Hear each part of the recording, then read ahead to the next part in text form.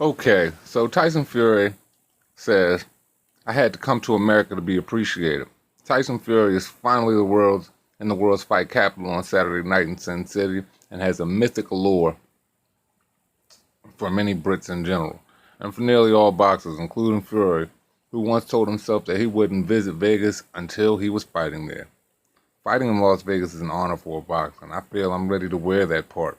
Fury said, it suits me down to the ground. The Manchester native finally gets his Vegas debut against Germany's unbeaten Tom Schwarz at the MGM Grand Garden. Not many observers expect Fury to need a similar recuperative powers against Schwarz, who has never fought anyone close to Fury's stature, but Fury still intends to put on a show. Excuse me. It's very different, but it was what I was born to do, Fury said. I was born for U.S. fighting. The British are very reserved. For a confident, brash talker like myself, you have to come to America to be appreciated. I always wanted to be here as a boxer. Now that I'm signed with the big U.S. TV station, it's my time to put on great shows. In the wake of Anthony Joshua's stunning loss to Andy Ruiz 2 weeks ago, Fury says he is appropriately wary of the 6'5" Schwartz, who is hard enough to change any fight with the right shot. But Fury accepted this bout to stay sharp while he waits for a chance at the world's two top heavyweights. Actually make that three after the Ruiz shocker. While Fury has a history of offensive public statements, he has behaved much better with his substance abuse problems, apparently behind him following a 2-year spiral in the wake of the shocking victory over Vladimir Klitschko. He also takes pride in lessening the stigma around the public discussion of mental health issues, including depression. People don't talk to me about boxing anymore, Fury said. It's not what I talk about with people. They talk to me constantly about mental health because people are suffering. They feel it is okay to approach me and speak about it. I get millions of messages from all over the world, people constantly talking about my problem. I am become the ambassador for mental health in sports. I can only try to be myself, Fury said. I'm not trying to sell you any product. I'm just being me. If people like me, they'll watch. If they don't, then kick me out of the country. What's up, fight fans? It's your man 3K the Boss, aka Mr. Two Hands Up. You know what it is, and this is the Two Hands Up show. So let's just go ahead and jump right into it. Okay, Tyson Fury is basically saying that he's finally got to the point to where he is in a country to where people are going to respect him due to the fact that being British, they're a lot reserved in their commentary, a lot classier in the way they move, and a lot less outlandish than Americans, considering the laws, the traditions, the everyday challenges and struggles of life of people might be the same, but the guidelines that pertain to the laws and what you're allowed to do and what's deemed acceptable is completely different. America is one of those melting pots of controversy.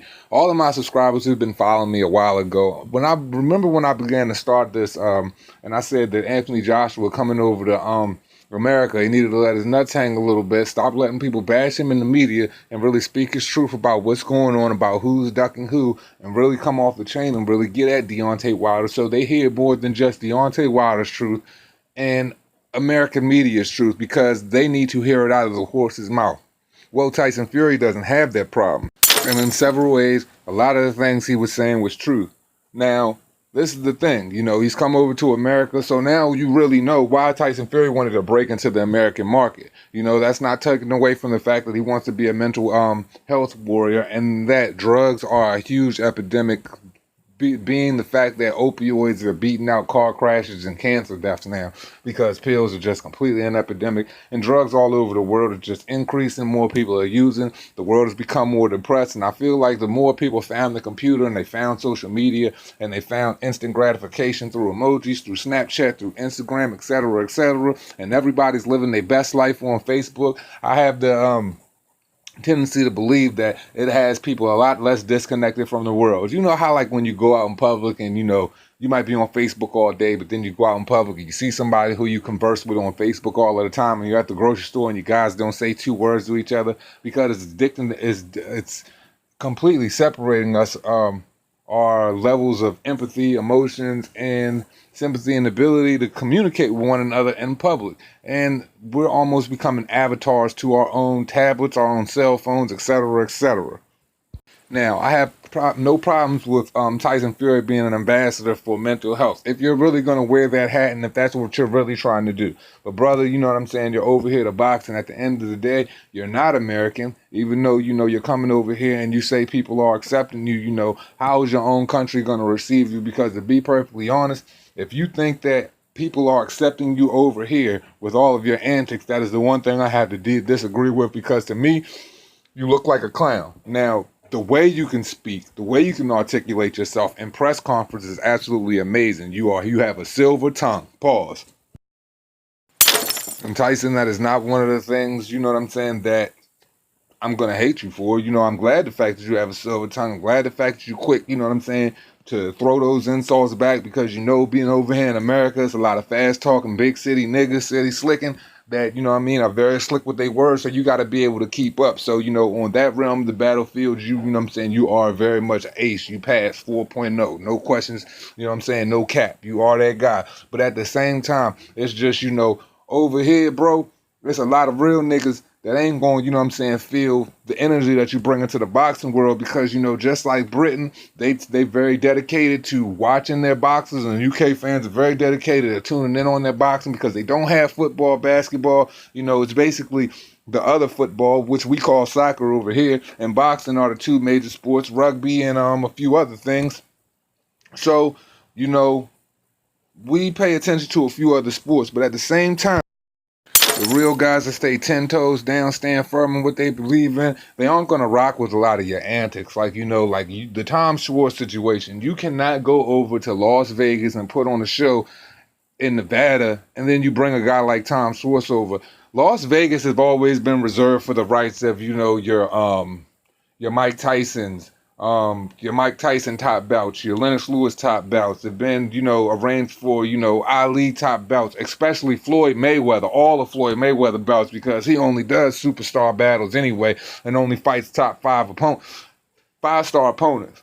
So, when you bring a guy like Tom Schwartz in and you're doing a press conference where you could literally drop a pin and everybody in the room could hear the bitch echo, and you're sitting up there playing gay jokes and you're singing a song. Now, I don't take anything away from the fact that you want to sing or whatever. I know that comes with the territory, but it's just all of the gay antics and joking around is what's killing you over here in the American market, and people aren't going to want to tune in because of the way you act. If that is you on an everyday, you know what I mean?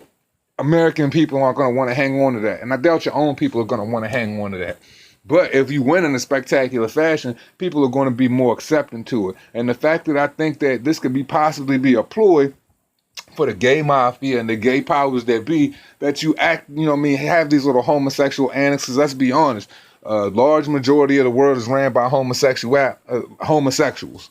I stand firm in belief that you should be whoever you are. You should be that person, and you should be that person and be the best you at all times. And if you're not going to be the best you, try to be the best at it. That is the best advice that I could possibly give to you. But considering that you have made it through your tough times of your depression after winning the belt and everything like that, you would think that you would conduct yourself in a different manner, considering you have kids that are coming up watching the combat sports that are going to want to be like you. Now, aggression is something that, we all crave as human beings. Since the beginning of time, we have spilled blood.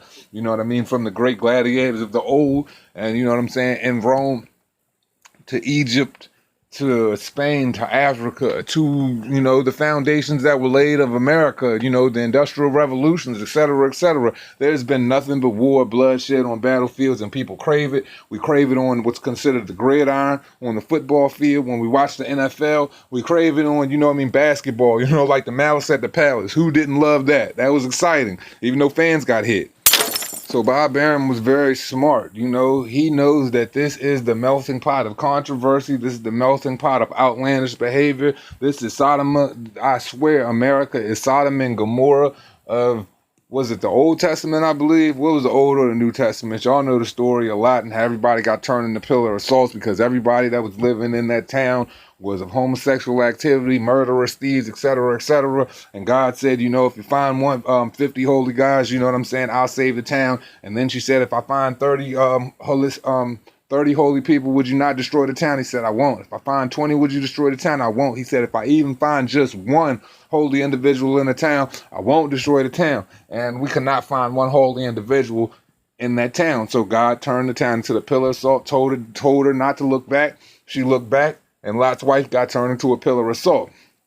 Now, that analogy is just generally from Sodom and Gomorrah. And basically what I'm saying is America is a cesspool of drugs. It is a cesspool of controversy. It's a cesspool of racism. It is a cesspool of, disingenuous individuals that are all trying to climb their way out of their crab bucket existences, if they feel that way, pull another individual down to pull themselves back up. But at the same time, what they salivatate over is the fact of a good fight, a good controversy, and basically good old-fashioned drama. America just thrives off drama. It is sad, but it is true. So a person like Tyson Fury is going to be like knight in shining armor to most motherfuckers over here. But I said to people with integrity and backbones, they aren't going to take to that kindly. But I am very happy for Tyson Fury. If you feel as though you were made for this stage, I'm very happy for you. You've made it. You signed a major deal. You've knocked off however many fucking pounds you possibly could, and you got yourself back in fit shape. But the person who you are fighting,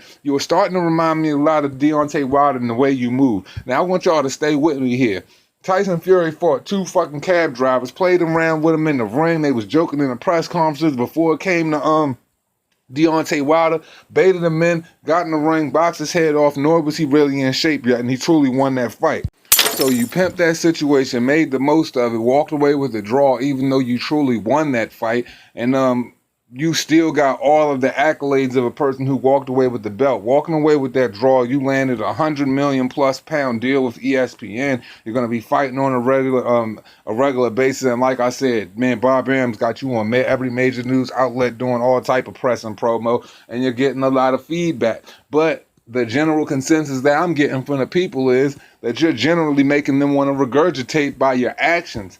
The antics are really getting the people, and people are starting to see past what you did to Deontay Wilder in December, and now they're looking at what you're doing right now. And as a society, and as people that are going to clamor on to you and hang on to you and watch you in the news media, and especially watching you in sports and in combative sports, it is a what have you done for me lately kind of environment. And Tyson Fury, we are beginning to ask, what have you done for us lately? Now, if Deontay Wilder was a tune-up and you take an even farther step back to go fight Tom Schwartz, who is very unheralded, who doesn't even need to be in there. And as I said, if you want to get a good idea who Tom Schwartz is, watch the Sinat Gashi fight. It was absolutely terrible. Watch any of his fights. Tyson Fury might quite possibly shook up the world, hoodwinked society, and basically pimped, used Deontay Wilder as leverage to propel himself. So just like you say, Deontay Wilder's piggybacking off of you, you piggybacked off of him to propel you to where you are in your career. And don't tell me you're going back to easy touches. I mean, shit, Steve Cunningham, Derek Chisora,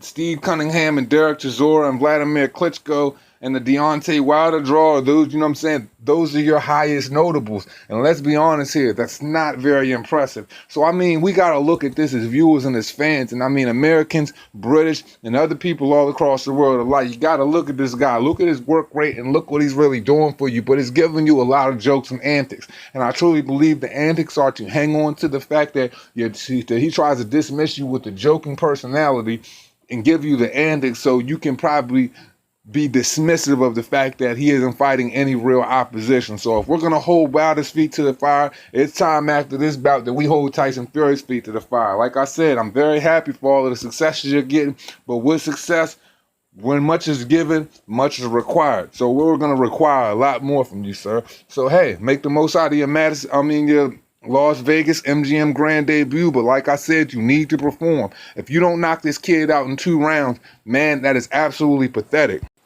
Because to be perfectly honest, and I'm going to even throw Deontay Wilder a bone here, Dominic Breazeale looks damn near top-notch, top-level elite compared to Tom Schwartz. I kid you not. Andy Ruiz is Mike Tyson compared to both of these guys. So, let's be very, very, cut and clean across the board about who we going to diss, how we going to diss them, and how we going to dismiss them. Because the truth be told is, Anthony Joshua's putting the work rate in, and these fighters are going around the world. They're pimping you for your money. They want you to fight on pay. They want you to pay for pay-per-views and things of that nature to look at fights that are nowhere near exciting, the fights that we're not trying to see, when we've got other individuals that are asking you who you want in the fight, like Andy Ruiz and Anthony Joshua, take all of the tough challenges, and their record was forged through fire. So, over here, they might accept your constant regurgitated talks of penises and talks of sleeping with men,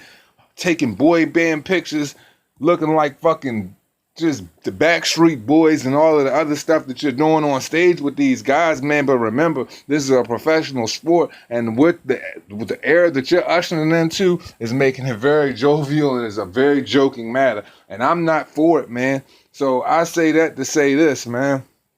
If y'all like the homosexual stunting and all of that, hey, y'all could be all for it. But where I stand, this is a man's sport. You know, male birds sleep with female birds, male lions sleep with female lions, male cats sleep with female cats, all the way down the line. So let's cut all of that crap the fuck out, because boxing is about mano y mano, two men getting in the ring, getting it on, displaying physical level of talent, going for broken jaws, bloody noses, and broken orbital bones, and really going out of there giving it your all to come out champion and change the lives of your family. But it seems like you're making a joke of the sport, sir. But I am happy for your success. But now you have to do something. So as we always say at the end of the show, man, it costs you nothing to pay a nigga no mind. Hey, if y'all want to tune in, man, Tyson Fury's matches on tonight. It's on ESPN Plus against Tom Schwartz.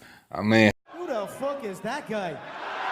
Who the fuck is that? Hey, be excited about it, but hey, that's the best of boxing we got to get. But Tyson Fury, man, you better shine. That's all I got for you, man. Make the most out of this opportunity and stop being a damn jackass. This is Mr. Two Hands Up. You know what it is. Respect, though.